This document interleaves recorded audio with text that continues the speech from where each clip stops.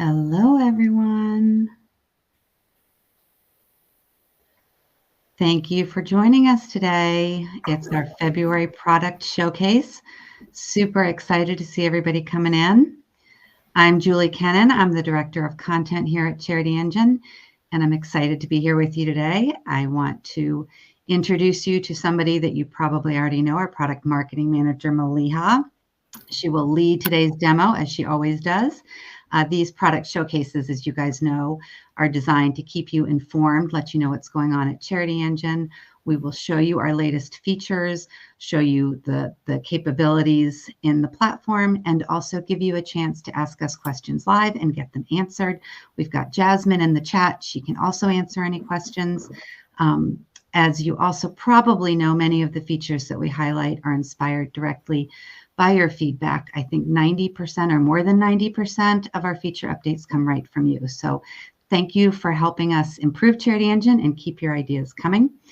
Today, we are going to talk about something that's really exciting. Maliha calls it a game changer. It is a new feature called DAFPay. We will show you the easiest way to accept donor-advised fund contributions. Before I send it over to Maliha, couple quick housekeeping items. Use the chat. I wrote welcome. I see a couple of you guys popping in and saying hi. Ask questions, share comments or feedback. As I said, Jasmine can answer some questions there, and Maliha will also answer questions live. Don't worry about your camera or microphone. You're muted, and the link to the recording will be shared as soon as the event is over. Okay, Maliha, it's all yours. Wonderful. Thank you so much for the introduction, and hello, everyone. All right, so let's get started. This is our agenda for today. As Julie mentioned, we will be showing you DAFPay, a new payment option on forms. We're also going to be talking about DAFPay in general and what are some of the benefits of using DAFPay. We also have some enhancements that are related to our transaction report, more specifically our transaction listing screens. And then in addition to that, there's a number of enhancements that came through client feedback that can be kind of bucketed in the general donor communication preferences and engagement updates. And then finally, we do have a little bit of an update on our Zapier integration that I'll share with you towards the end of this presentation. Just a quick update. Don't forget about our new user interface transition. We will be transitioning to our new user interface in April 2025. So we do have a little bit more than a month left. If you are not using the new user interface, this is the perfect time to get your team comfortable with it. It's just a click away. You just click the new UI in the top right corner of your screen. You can always transition back. However, once that final transition occurs in April, the old interface will no longer be available. So please do use this time to get comfortable with the new user interface if you have not tried it already. All right, so let's talk about DAFPay. I'm quite excited to talk to you guys about this new button that you can now incorporate in your forms. DAFPay makes it super easy for donors to contribute from their donor advised fund. So what is a donor advised fund? Essentially, they're charitable giving accounts, right? So they're managed either by third-party institutions, such as community foundations, or financial service providers. And some of the common ones you hear about is Fidelity Charitable, Schwab, Vanguard. Those are the ones you tend to see on TV. And so donors contribute to these accounts.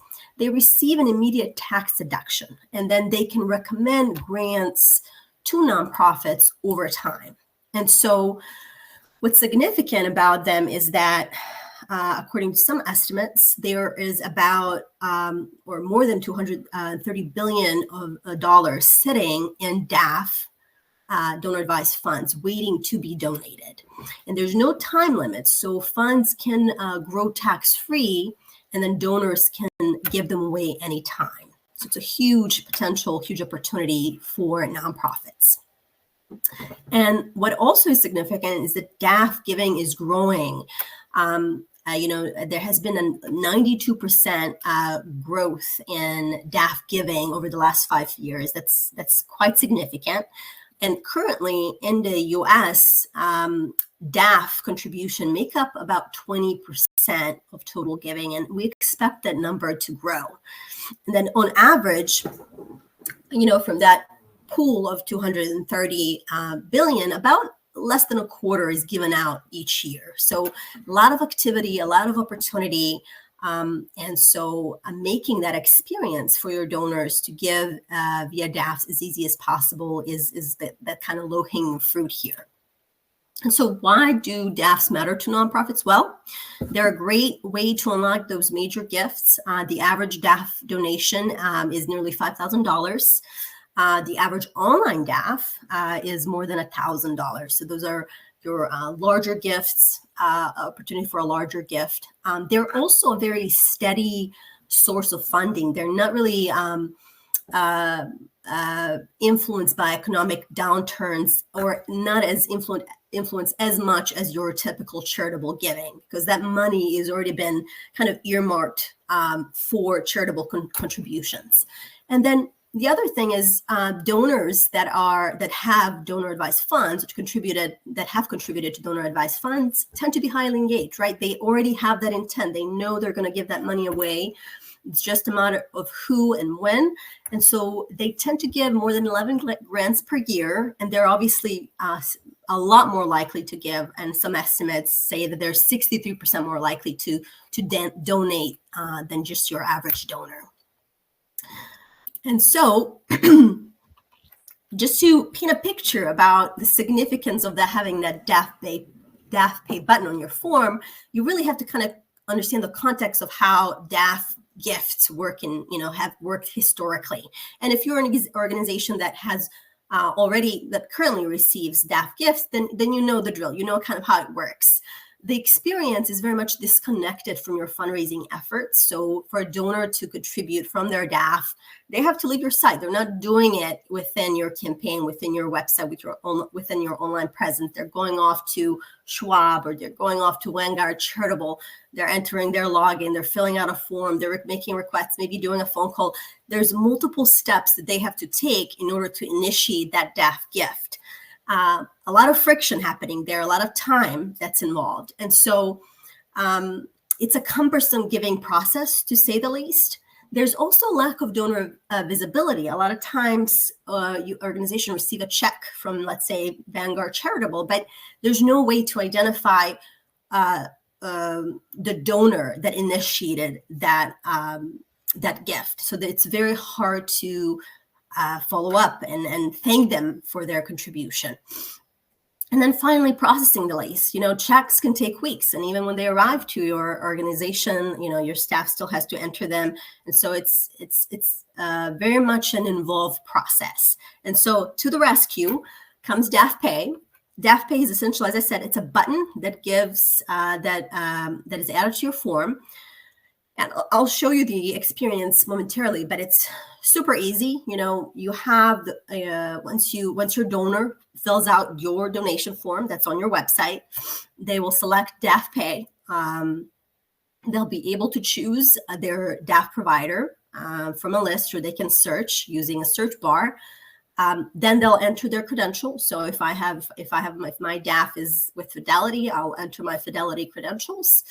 Then my form information, the gift that I've put in my form, will be pulled into that third screen, and I just have to click donate. And it's simple as that. It's literally a process that takes only a few seconds, and I'll demonstrate how that looks momentarily on our form. So the impact of DAF, I hope I've convinced you here, but you get to it's an opportunity to capture those larger donations, bigger gifts, faster payouts.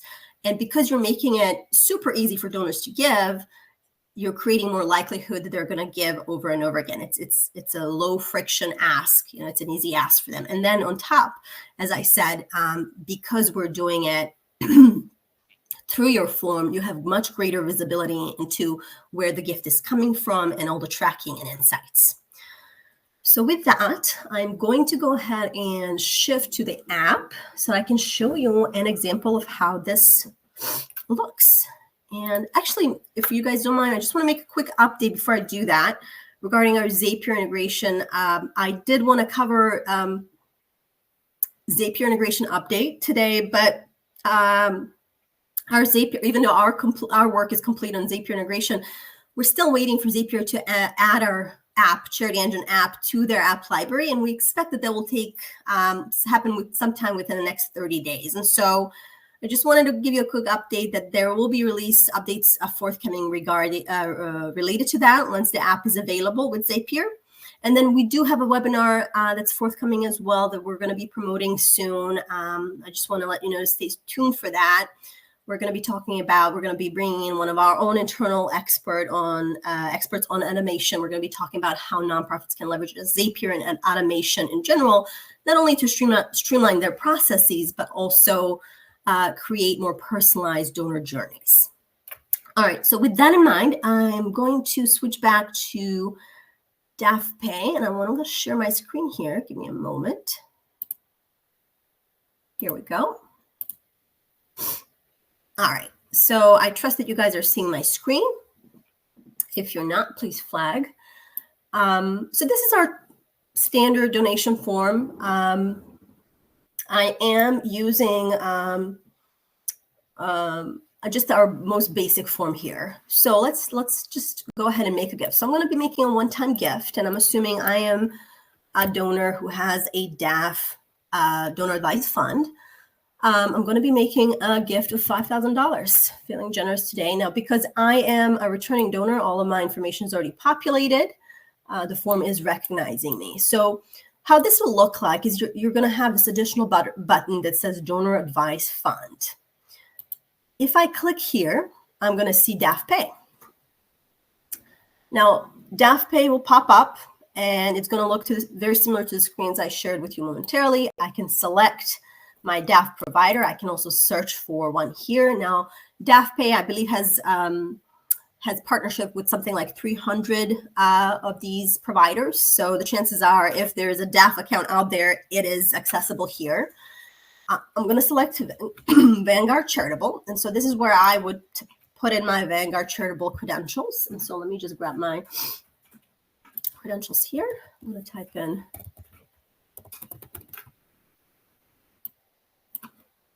and all right. Now you can see this little pop-up is already pulling in my information. It knows that I wanted to give $5,000. It knows it's pulling in my contact information as well as my address. If I see something off here, I also have the ability to edit. And then I just donate. It's simple as that. I can see that my success page will initiate, and it's really simple as that. Now, question is, how does this look on our backend, like in the app? So let's take a look. Let's go to our transaction listing screen.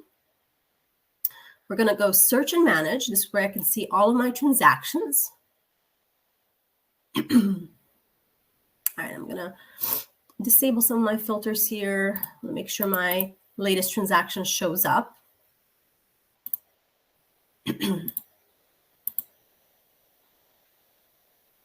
All right, so you can see for each time somebody clicks on that DAFPay button, there will be two separate transactions recorded in your system, okay? One will be pardon me, let me just take off this filter here. Hang on. There we go. So two separate transactions, as I said. So one will be to the actual donor. In this case, it's me, Miliha Zajkovic. I can see it is marked as one-time transaction, and I can see its method is soft credit.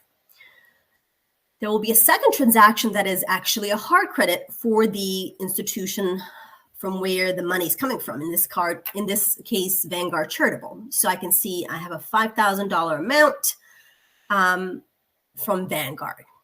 In the soft credit, I can also see that the transaction links to the hard credit. So let's just open this real quick and take a look at it together. So if I'm looking at the soft credit transaction, it is also linked here. So even if you're just looking at the transaction details screen, you will see the link to the hard credit. Now, if I click on that, and I can obviously click on that same transaction from the transaction listing screen, I do want to point out just a couple of things here. The hard credit will have something that you may find very important, which is external tracking ID and external grant ID listed in the description. Now, why this is important is that you may be in a situation where a donor calls your organization and wants to confirm, or confirm that their gift came through, and so they may not have CharityEngine ID. They may only have the ID that Schwab Charitable provided them, and so you can actually use the search functionality within the transaction listing screen to search for that transaction and find it very easily. So what I mean by transaction listing screen, if we go to transaction and search and manage, we're not talking about the global search here. We're talking about this search right here in the transaction. I'm going to show you that in a moment, and then I'll show you how you can look up that particular ID. So this is the search I'm talking about. So here, all you have to do is you have to enter tracking ID,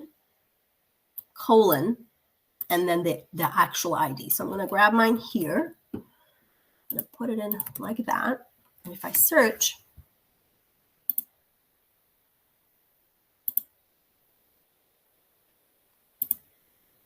give me just a moment.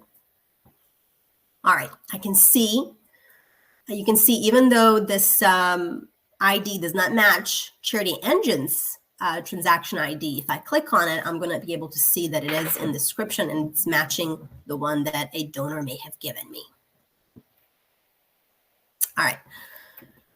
So I hope that illustrates how easy this is for your donors and how easy they will be able to contribute from their DAFs. I do want to highlight a couple of things regarding the release. If you're wondering, well, when is this going to be available? So we are releasing this in kind of a two-step process. The first release will be happening later today. At that point, if you are creating a new form, a brand new form, the DAFPay button that I showed you momentarily a moment ago will appear by default. So you don't have to do anything to get that button to appear. Now, in coming weeks, we're also going to be adding that DAFPay button by default on to all existing forms. We will be releasing a few more communications just to inform everybody and let them know that that's coming. Now, obviously, if you're an organization that for whatever reason does not want the DAF button to be on your live form and your main form, and you have reasons you want to disable, that's going to be an easy click. Let me show you where to do that. So if we are, let's just take a look at a simple donation form, and I'll show you how to disable. The important thing to remember that in both instances, whether it's new form and existing form, it's going to be a default on situation. It's just a matter of time. So today it's going to be default on new forms, and then in several weeks, it's going to be default on all existing forms. All right, so let's take a look at this. Let's manage this form. This is just an example form. If we go to our layout tab, we're going to see our payment block. If we use the payment pencil icon, oh, pardon me, let me go back to the layout. So we have, again, we're in the layout. If we go to our payment block and we click on the pencil icon, there is show DAFPay. We can simply toggle that off, and the DAFPay will disappear from your form. All right, but I certainly hope that this is something you can take advantage of. And so for those of you that maybe are thinking of, all right, well, I know that there's a lot of people in my donor pool who have DAFs, and how can I get them engaged, and how can I get them to contribute via this DAFPay button? I do want to highlight, we're going to have actually an expert speaking on the subject and sharing some juicy tips on ways you can attract donors who have DAFs. And so I believe that webinar is coming up on March 5th. We're inviting Mitch Stein, who's head of strategy at Chariot. Now, Chariot is the company that invented or created DAFPay. So who better than to talk about this subject than him? I believe we will be promoting that webinar. So if that's something of interest to you, please feel free to register. It is a free opportunity. All right. Well, that's all I had for DAFPay. I'm going to Julie, briefly check in, see if any questions trickled in. If not, we can move on to other enhancements. And you are on mute. I'm unmuted. Can an initiative be attached to the DAFPay transaction at the time of purchase? At the time of purchase. I know that we can certainly do that. We can do that once the transaction occurs. So let me go back to transaction listing screen one moment, or not transaction. Let me go to an example of a transaction. My default is to say if it can be attached in normal circumstances, regardless of payment option, it should be true. The same is true for DAFPay. In other words, DAFPay does not change that. So the question of whether or not you can do it at the time of transaction, I think I'm going to have to default to Jasmine, who's in the chat. But I do want to just point out how you can do it after the transaction has occurred, because I am certain that that can be done. So in this case, I have this this contribution here. Now there is, one second, let me just have this populate here. All right, we do have attribution. So in attribution, we can associate it with an initiative.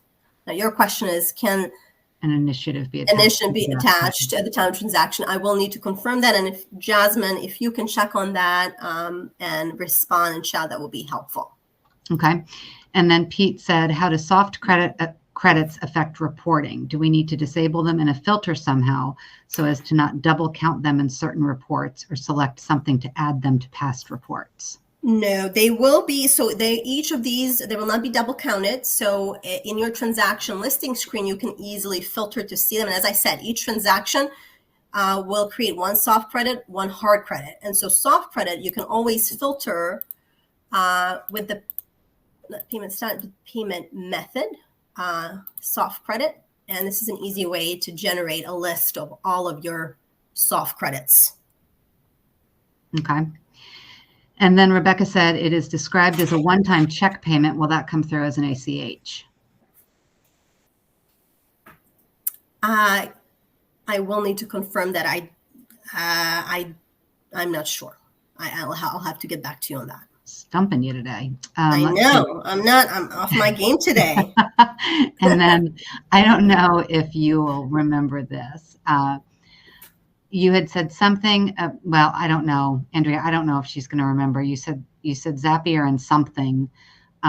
She just didn't know what the other word was, but I don't know that you're going to have to watch the recording, I think, because I don't think that Malia is going to know what we're referring to. Hillary asked, what is the fee structure for DAFPay? That's a great question. So it's very much similar to your kind of standard credit card processing fees. And so DAFPay collects that fee. That has nothing to do with CharityEngine. I believe that fees somewhere between 3 to 4%, comparable to what you would see with credit cards. Okay. And I think that is it for right now. All right.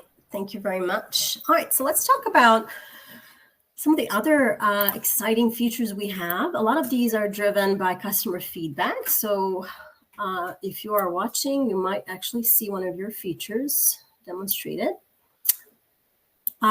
Since we are on the transaction listing screen, we actually do have a number of enhancements that are related to this screen. So a lot of them have to do with filtering options. So we've expanded the filtering capabilities for our contact tab. We now have more demographic filters, so you can search by city, state, postal code, and country. We've also created a deceased filter, so you can filter transactions over the last year for individuals that may have that are deceased. And actually, if you guys don't mind, pardon the brief interruption, I am going to go ahead and jump into actually my different instance that I think is a little better for demoing this portion of the webinar. So give me just one moment here to transfer. All right. Thank you.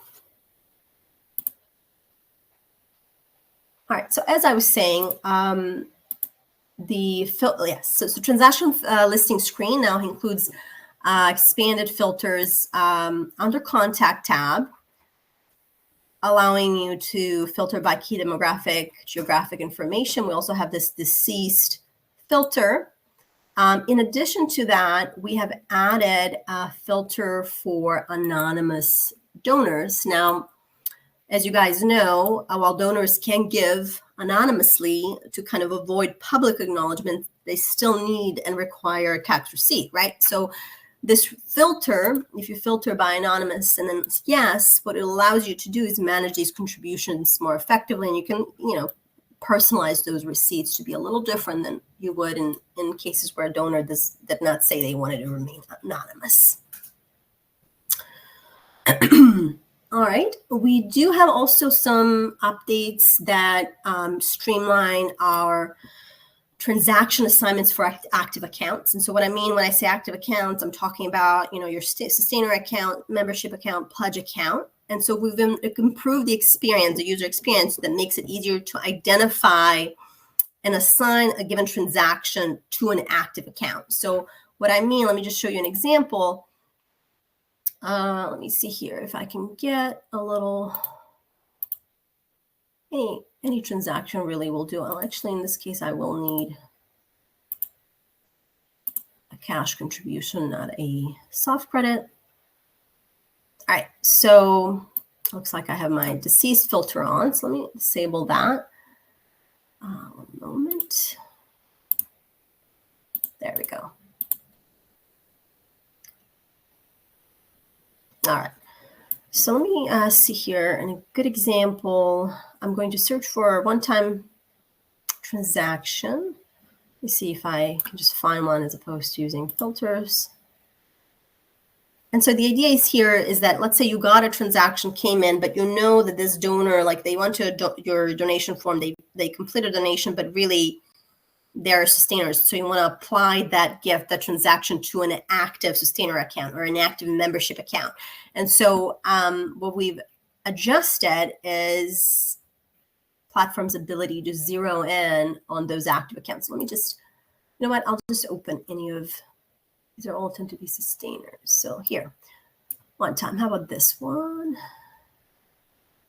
This is a soft credit. All right, I'll use this one. And so if we are within the transaction details screen, we do have that account field where you can associate an account with a transaction. Now, in this case, if I click assign to account, you can see I can choose sustainer, membership, pledge, but now I can also pre-select only active invoices so that when I click the search, I'm only seeing active accounts, so that I'm only choosing to associate this transaction to an active account. Now, in this case, this person does not have any active accounts, so it's not populating for me, but I think you get the gist of the update. We also have a new enhancement related to our membership listing screen. Now, some of you have members that are on auto-pay. Means they're billed automatically each month or every year, or whatever the frequency is. And then you may have members that are on manual pay. So in other words, you have to initiate process each time their fees or dues are due to collect that payment.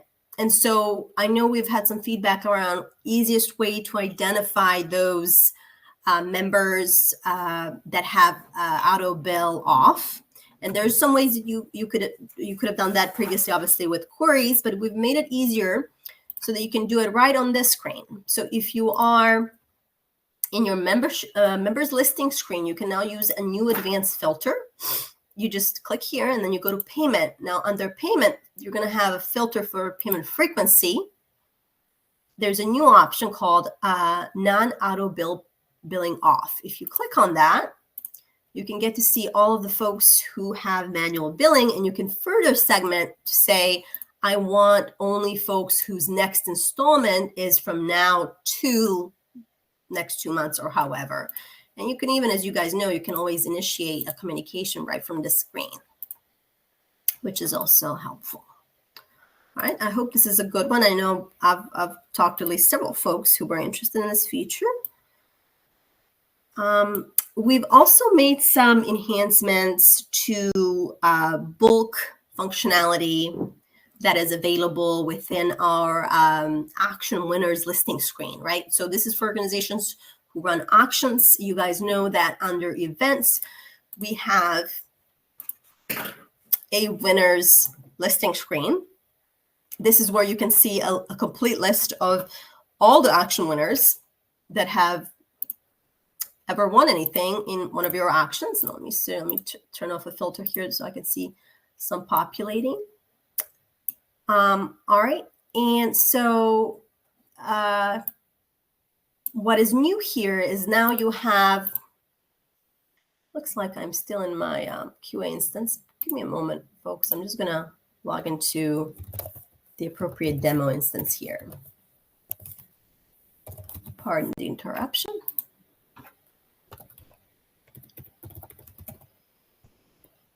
All right.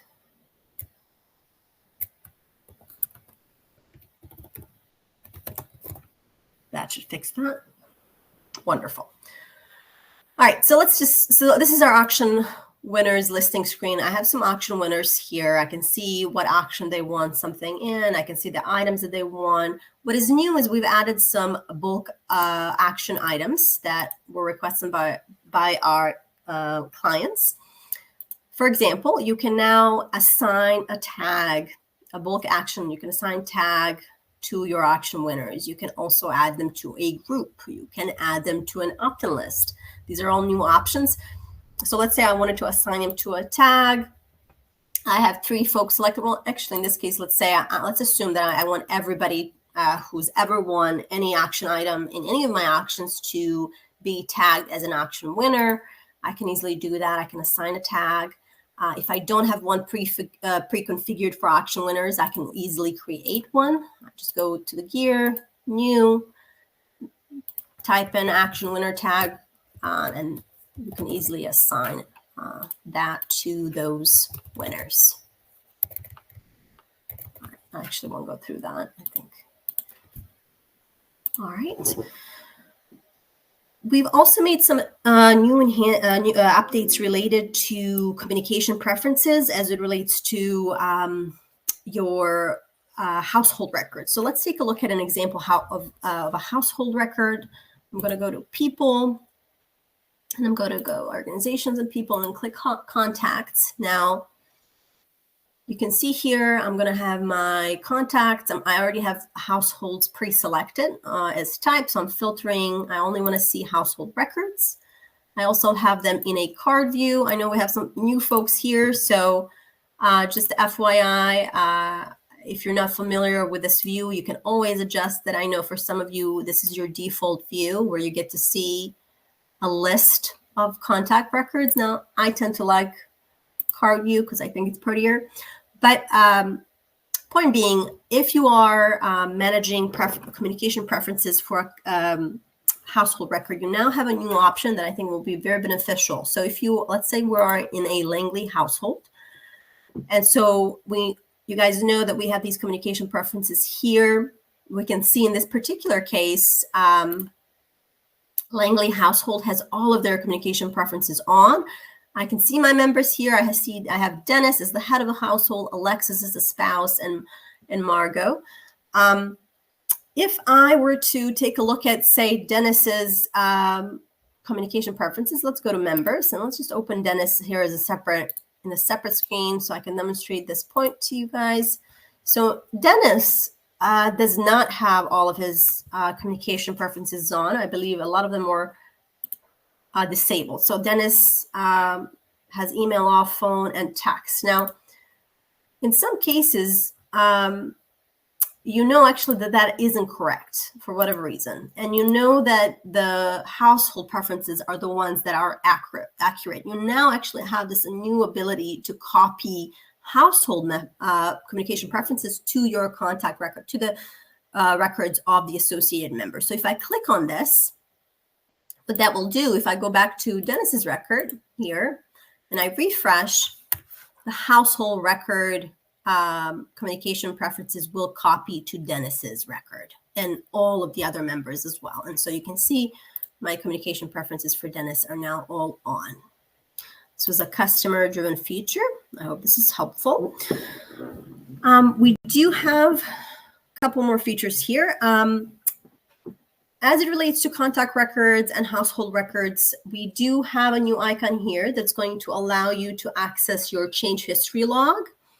This is that time icon right here. If I click on that, we have made some changes to the kind of depth of information we provide as it relates to change history. So if you click on View Change History, we're now allowing you to see not just changes that were made in relation to the contact object, but also other things like authorization, payment, address, person. So it's much more in depth. And then you also have the ability to always drill down and see kind of the detail here. If I go to 3 dots and I click detail, I can see the difference. So in this case, you can see, all right, I can see exactly what changed. In this case, we preference to change from receive mail false to true. And so it's much more granular access to change history management. All right. And I do have one more feature for you guys. This is related to our P2P fundraisers. So if you are an organization that runs P2P events, you may have a page that looks something like this. What we have changed is that P2P fundraisers will now receive an email notification when a donor makes a gift on their donation page. And that email will include that supporter's email address. And so what that does, this provides kind of real-time updates to the regarding campaign's progress, but it also helps that fundraiser stay engaged and have an opportunity to thank that supporter without having to log back into their page. And so what that will look like is an email, something like this. So let's say here, for example, I am on Alexis's page or anybody's page for that matter. Let me see if I can find Alexis's page. A good example here. Pardon me. So let's say I'm here and I donate to Alexis's page. I make a contribution. Now, Alexis, as a fundraiser, would like to know that I donated so she can say, hey, Maliha, thank you so much for supporting me. And so when I make a contribution, Alexis will get an email that looks something like this. I will say, good news, Maliha or whoever has made a donation, and then it will link to their email address. So this would obviously provide Alexis with the opportunity to create or to follow up and thank that supporter. Again, this was a customer-driven request. And regarding this feature, there's nothing that you need to enable. This is already on by default. All right, Julie, how are we doing with questions? Okay, let's see. Amy said she liked when you were showing copying the address, and she said, is there a way to do that the other way from a contact to the household? She said, sorry if I missed that. Oh, that is a good question. You know what? As I was speaking, I was wondering the same thing. Let me take a look. I believe it's household to contact, but I'm curious. Let's take a look together. Give me just one moment. That's an excellent question. I could be wrong. And if it's not something that's available, I will certainly make that suggestion to our product team. Let's go take a look at any of our contact records. All right, so in this case, with Megan, just give it a moment to populate. So if I expand, her communication preferences, no, that option is only for household to contact, not other way around. Sounds like that could be useful. I will be submitting that feedback to our product team. Thank you, Amy. Getting product ideas right in our webinar. Yes, this is how it works. We love it. So then Hillary said, for DAFPay, do we need to create an account with Chariot, or are we all set? You are all set. Good news. So we're taking care of you. That is already happening in the background. As I said, just keep in mind, this is going to be a 2-step process. First step, after today, you're going to be able to see that DAFPay button if you were to create a brand new form. In coming weeks, again, we will notify you you're going to be able to see that DAFPay on your existing forms. Now, you may get communication from Chariot letting you know, hey, you now have an account with Chariot. This is how you log in. So be on the lookout for that as well. But no, you do not need to do anything.